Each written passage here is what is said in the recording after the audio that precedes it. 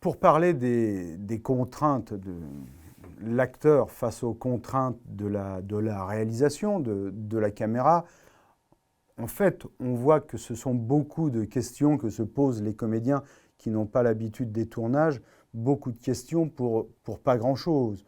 Parce que vous verrez que lors de notre travail, vous serez dirigé.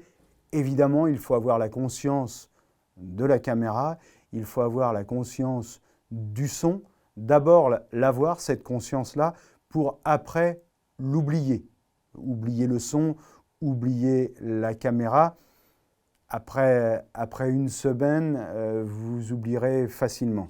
Et puis les contraintes liées aux indications du réalisateur. C'est pour ça que tout à l'heure, je disais qu'un texte doit être suffisamment travaillé et travaillé dans le bon sens pour être prêt à emprunter un autre chemin que celui qu'on s'est fixé, qui peut-être ne correspondra pas à celui voulu par le réalisateur.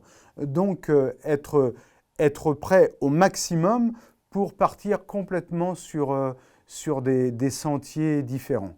Les contraintes demandées par le réalisateur, ça peut être de, par exemple, jouer une scène en faisant des actions concrètes. Quelquefois, c'est difficile pour le comédien, c'est-à-dire faire des choses manuellement pendant que l'on parle, se déplacer pendant que l'on parle, faire un travelling et que le texte se joue en marchant. S'arrêter à certains endroits du travelling, puis recommencer à marcher. Alors, avoir la conscience comme ça des moments où on s'arrête et puis les avoir suffisamment intégrés, ces choses-là, pour pouvoir quand même être dans la liberté du jeu. Voilà.